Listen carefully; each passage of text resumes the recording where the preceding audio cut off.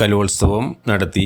പഴയന്നൂർ ഗ്രാമപഞ്ചായത്ത് അംഗനവാടി കലോത്സവം കിളിക്കൊഞ്ചലിന്റെ ഉദ്ഘാടനം പഞ്ചായത്ത് പ്രസിഡന്റ് പി.കെ. മുരളീധരൻ നിർവഹിച്ചു. വൈസ് പ്രസിഡന്റ് രമ്യ വിനീത അധ്യക്ഷത വഹിച്ച ചടങ്ങിൽ വികസനകാര്യ standing committee chairperson A K. Latha, ക്ഷേമകാര്യ standing committee chairperson A. Soubhagyavathi, മെമ്പർമാരായ Radha, N. Yashoda, ICDS supervisor CG എന്നിവർ പങ്കെടുത്തു. തുടർന്ന് കുട്ടികളുടെ കലാപരിപാടികളും അരങ്ങേറി. ആൾക്കാരുടെ സപ്പോർട്ടുകൾ കാണുമ്പോൾ ഏറെ സന്തോഷം തോന്നുന്നു. അപ്പോൾ ഏറെ ദീർഘിപ്പിക്കാതെ ഈ പരിപാടിക്ക് അധ്യക്ഷ സ്ഥാനം വഹിക്കുന്ന നമ്മുടെ വൈസ് പ്രസിഡന്റ് രമ്യ വിനീതനെ പരിപാടിക്ക് എത്തിച്ചേർന്ന നമ്മുടെ ടീച്ചർമാരും ഹെൽപ്പർമാരും അതുപോലെ കുഞ്ഞുമക്കള് മാതാപിതാക്കള് അക്ഷമരായി ഇരിക്കുകയാണ് പരിപാടിയെ കാണാനായിട്ട്. എല്ലാവർക്കും നല്ലൊരു ദിവസം ആശംസിക്കുന്നു.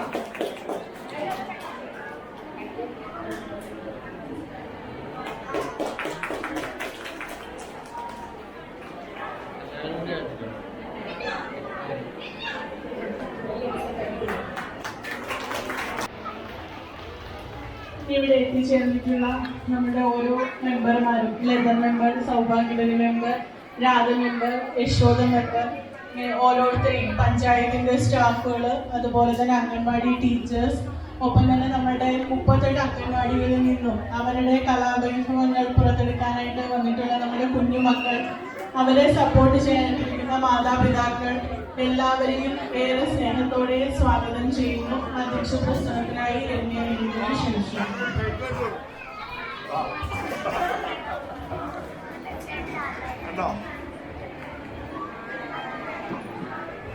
പഴയന്നൂർ ഗ്രാമപഞ്ചായത്തിന്റെ 2025-26 വാർഷിക പദ്ധതിയിൽ ഉൾപ്പെടുത്തി നമ്മുടെ അംഗൻവാടി മക്കളുടെ കലോത്സവം എന്ന പരിപാടിയാണ് നമ്മളിവിടെ ആരംഭിച്ചുകൊണ്ടിരിക്കുന്നത്.